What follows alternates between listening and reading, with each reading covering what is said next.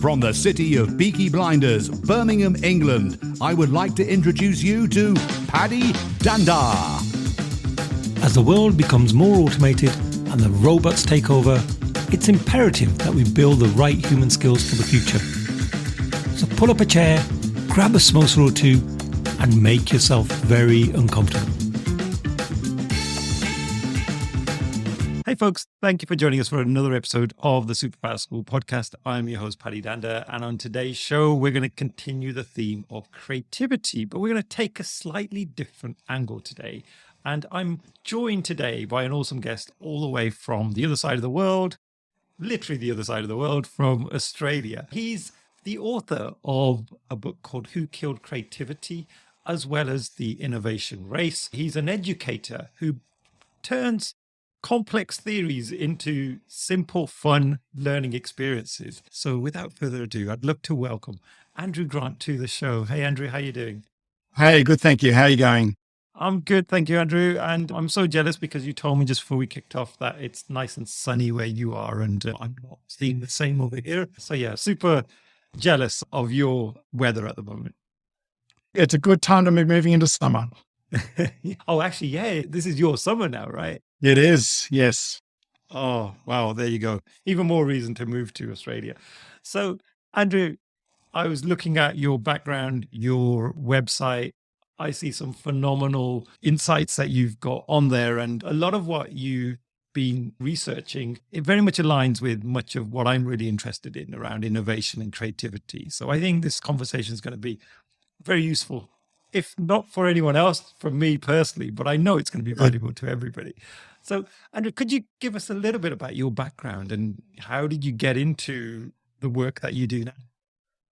Well, as you said, my background is actually education. It's always been my passion, whatever I'm teaching, to make the subject meaningful, engaging. I think the greatest mistake any teacher makes, whether they're kindergarten through to corporate, is to assume that the audience is as passionate about the topic as they are, and they're not. And so how many times do you go to a keynote talk or sit through a classroom or remember your best or your worst teacher? And it's not about how passionate they are, although passion helps. It's about, can they engage their audience? And so it really didn't matter what I was teaching. And for the last 20 something years, it has been corporate, but it's been NGO, school, education, you name it, I've been teaching it. It's about taking, as you said, that topic, taking the content and realizing the content's only 50% of the success rate. It's the methodology that needs to be presented to make that content come alive. And as I've said, if people are going to pay thousands or tens of thousands of dollars for a keynote talk or a workshop, it better be better than a free YouTube video or this podcast.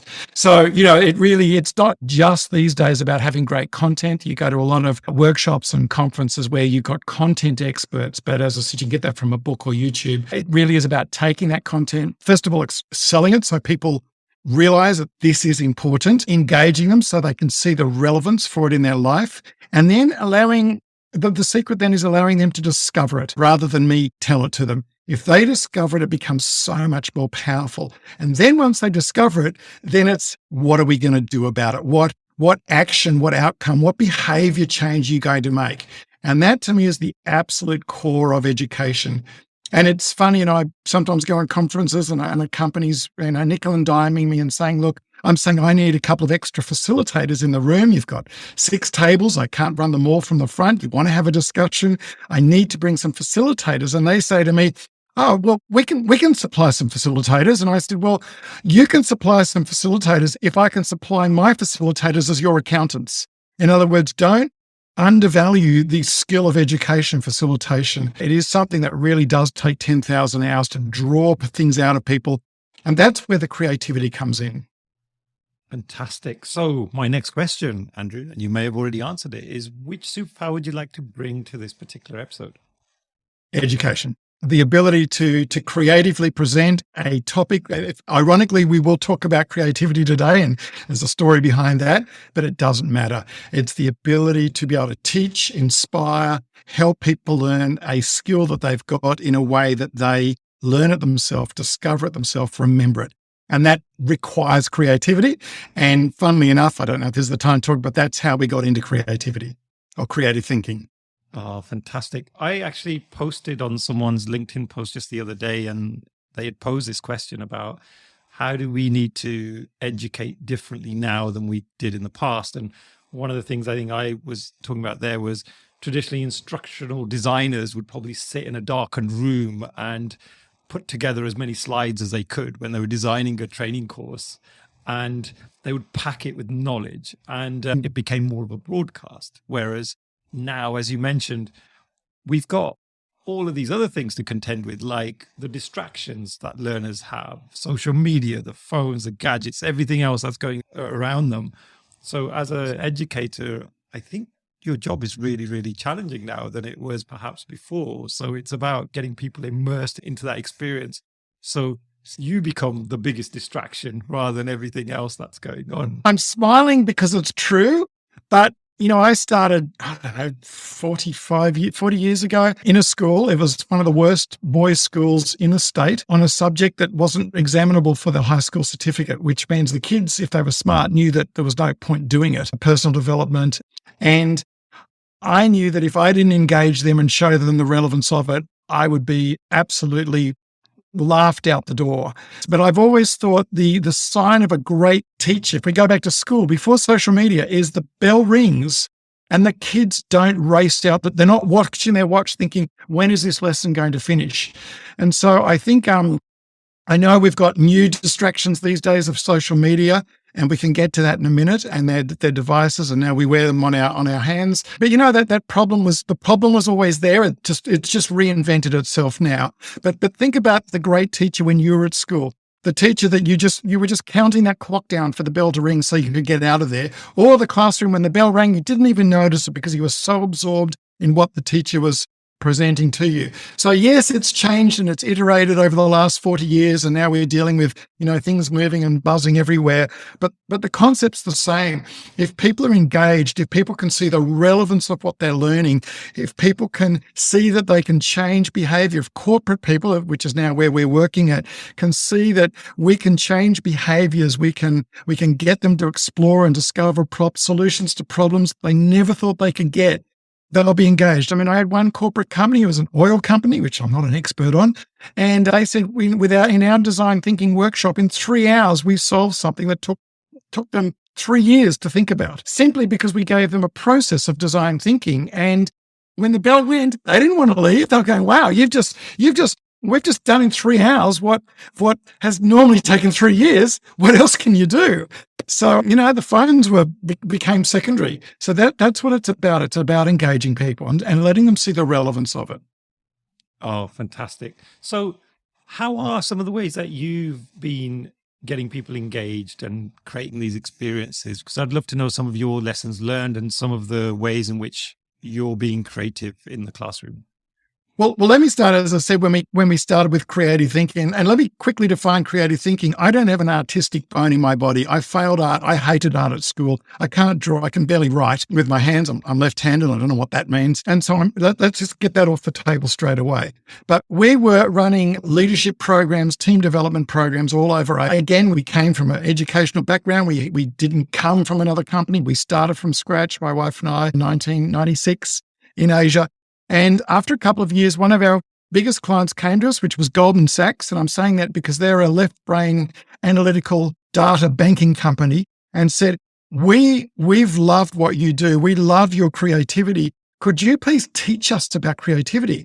Now, I know we had this conversation before, but banking and creativity don't go together. I mean, people don't get into banking so they can be creative. They get into banking so they can use their data analytical skills. And here's one of the premium companies, Goldman Sachs, saying to us, hey, we've loved working with you for the last couple of years.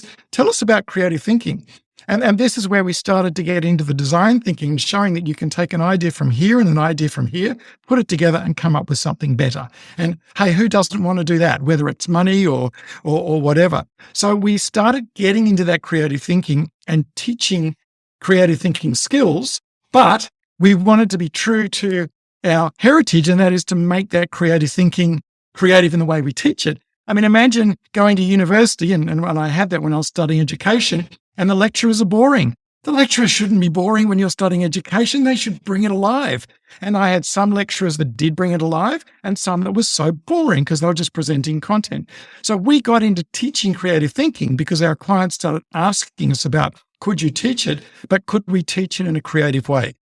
And so we started researching it. And I don't know if you didn't mention it, but now my partner's got a PhD in the topic. So we've certainly moved on. And now she's at Sydney Uni Business School, the Department of Innovation, Strategy and Entrepreneurship. So we've come a long way, but we originally started teaching about creative thinking and design thinking. But hey, we didn't want to just teach another 7 steps of design thinking because you could buy a book on that. You can go to Stanford. You can do so many different courses. And so what we wanted to do is see how could we teach it in a way that was gamified? How could we teach it in a way that our clients could ring us up 20 years later, which is what they're doing, and say, I still remember that topic 20 years ago. I mean, I've been to keynote talks at conferences where we've come away, and I'm as critical of my industry and myself as I am of what I'm about to say, come away from hearing a keynote speaker and they've said, that speaker was great. And I said, yes, that's good. What did he talk on? And they'd say, I don't know, but he was really good. And I said, but what did you learn? What was your outcomes? What behavior changed? Oh, I don't know, but he was very inspiring. I mean, 10 minutes after his talk, people couldn't remember what he talked on and there was no behavior changed. I've got clients ringing me up 20 years later saying, I remember that program. And it's because we connected to a theme. So each one of our programs is connected to a memorable theme. Now, the one we're talking about today is creativity. And when we started teaching design thinking, we realized, again, our banking clients said, well, I don't want to be here. This has got nothing to do with me.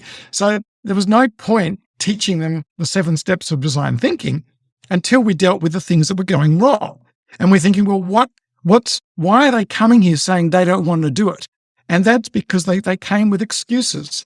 And so over the years, we started to gather all those excuses of why they didn't think creative thinking or design thinking was important to them. And we turned them into the book behind us, Who Killed Creativity and How to Get It Back. But again, we didn't just want to say from a neuroscience or psychological perspective. And then we worked with a neuroscientist and psychiatrist to help us work out what was going on up here. We'll get to that in a minute.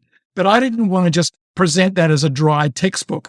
I wanted to say, now that we've worked out what's killing or blocking creativity, before we go on and do it, how can I present it in a way that these participants will remember it? And in 20 years' time, they'll ring me up and go, I still remember that program.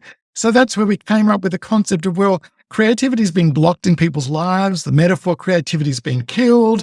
And it didn't take much to then start thinking about who killed creativity. And then CSI was in its 12th season and had more viewers than anyone else. And then there was the Cluedo game board and the Agatha Christie. And we thought, well, wait a minute, why don't we come up with the concept of a crime scene and talk about who killed creativity from the perspective of a crime? Because I know some of your other presenters in this podcast and our research shows that we were all creative as children. 98% of children score high on divergent thinking. Do you want to know what percentage that comes to by the time you reach university? 2%. So we did have that creativity as kids. 98% of kids are creative. 2% of adults score high on the same test. And so we're thinking, okay, what happened? What went wrong? And that's where it led to Who Killed Creativity? Let's come up with a crime scene. Let's write a book with a psychologist and neuroscientist about what's killing our creativity. We've gathered all these excuses from our clients about why they shouldn't be in our workshop. Let's run those past a neuroscientist to tell us what's happening. So one of the killers is fear of failure, fear of risk, fear of uncertainty. And he's explaining to us fear moves us into the back part of our brain.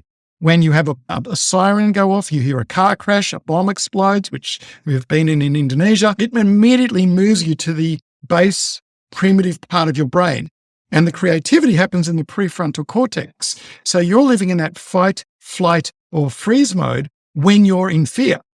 And therefore, it doesn't matter what creativity you're being asked to do. Our psychologist or neuroscientist said you can't be creative because you're in the back part of your brain trying to run away from an emergency.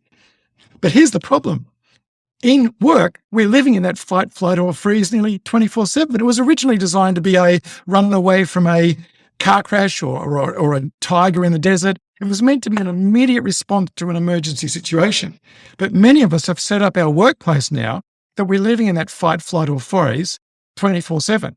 And so you could ask people to be creative as much as you like, but as long as they're living in the back part of their brain, because of fear, they can't be creative. So you can give them the books, they can do the seminars, they can watch the TED Talk, they can listen to all your podcasts.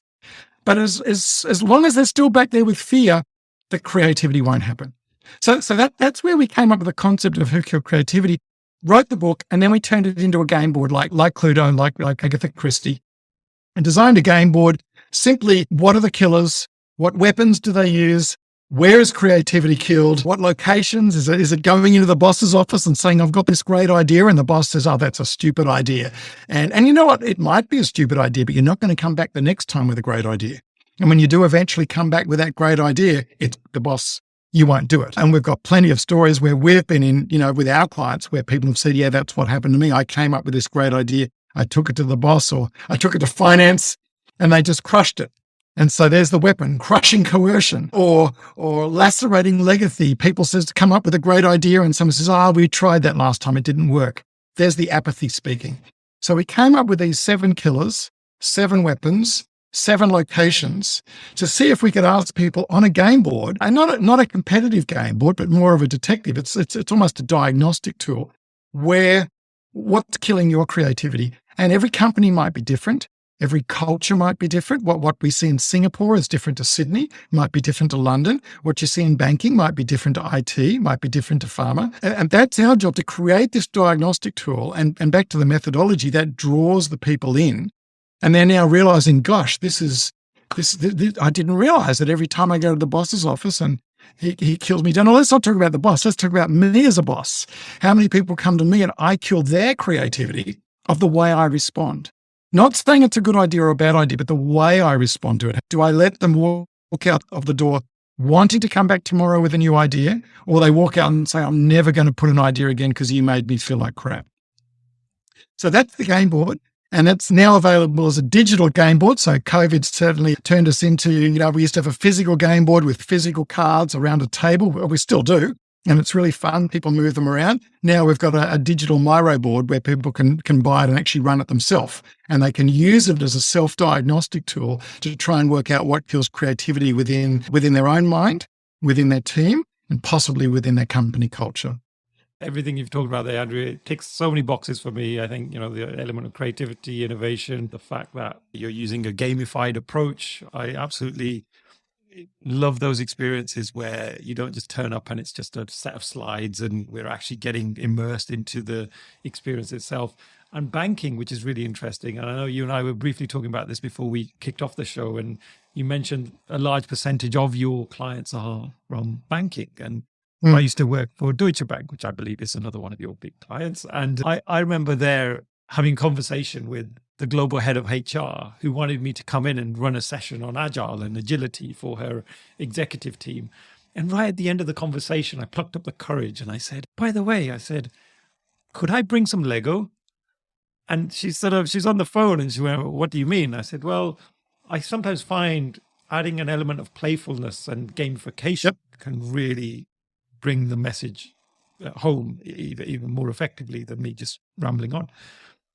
And she went, well, is that what you do with other exec teams? And I said, well, I've been trying, but it's sometimes difficult in this bank. And she went, well, yes, we want Lego. She said, yeah, we're definitely having Lego. So it was great to hear that, one of the leaders there was going beyond just that formal corporate sort of front and allowing me to come in, and we ran a Lego simulation, and they were so engaged as an exec team. And I'll just take it one step further. One of my proudest moments at Deutsche Bank was I managed to redesign our tech grad assessment approach, which previously was fairly formal and boring, where you're put in a group environment and you're told, here's a problem, you got to resolve it. So what we did was we brought in a whole scenario where they got to build stuff out of Lego. And so for all of the tech grads now, they go through this experience. And the thing that really hit home for me was, I remember asking one of the candidates, how did you find that experience? And they said, it's the only assessment where I didn't feel like I was being assessed. And that for me just made it all worthwhile. So I'm a big fan of everything you've just talked about here. One caveat, in case your enthusiastic listeners think they can just grab a bunch of Lego and go in and say, let's build toys. Again, not recognizing the 10,000 hours that you and me have put in, the danger there. And that's why I think the banks liked what we did is a lot of other creativity consultants were perceived as being childish. And so, you've got to think about if these guys are worth a couple of $100 an hour and you've got 20 people in the room, you're burning through thousands of dollars an hour of their time. So there has to be, you've got to, as you know, you can't just turn up with a game. It has to be framed correctly. It has to be themed correctly. So I'm always nervous of the team building companies that use these as gimmicks and they're not genuine. We're not just using the Who Killed Creativity CSI as a gimmick. We've actually done research on what kills creativity. We're using it as a very powerful metaphor. And I've seen Lego done really well. And I've seen it done really badly. So as I said, be careful just before anyone thinks they can turn up with Lego and throw it out on the table and let's build and what did you see there? It has to be framed carefully. And I suppose that's the difference between someone that gets paid a lot and someone that does it for free, because you want to make sure that you don't insult their intelligence when you're doing gamification. Absolutely. Yeah, I think gamification does get a bad name for that exact reason sometimes, doesn't it? Where people just assume everyone likes a good game and actually they haven't put the thought process in. Yeah. You've almost got to convince the greatest skeptic in the room. I mean, you'll have gamified junkies, which will be right-brain people that just love it, which could be more like sales and marketing without stereotyping. But if you've got sales and marketing and data analytics in the same room, be careful, because the left brain people are going to say, why am I wasting my time? What am I doing? I know when I work in Japan and Korea, they're very much just give me the 6 points. I don't want the metaphor. Just tell me what I need to do. And so, so even different cultures, you've got to set it up a little bit more carefully. You've got to gauge the sophistication level of your client and make sure you pitch to that level. So sometimes I do talk more about the neuroscience. I talk more about my partner's a PhD and her research on innovation leadership. Other times, if I know it's a bit of a fun group, I will just jump straight into the game and they'll get into it. Oh, there's a great lesson learned there. Know your audience.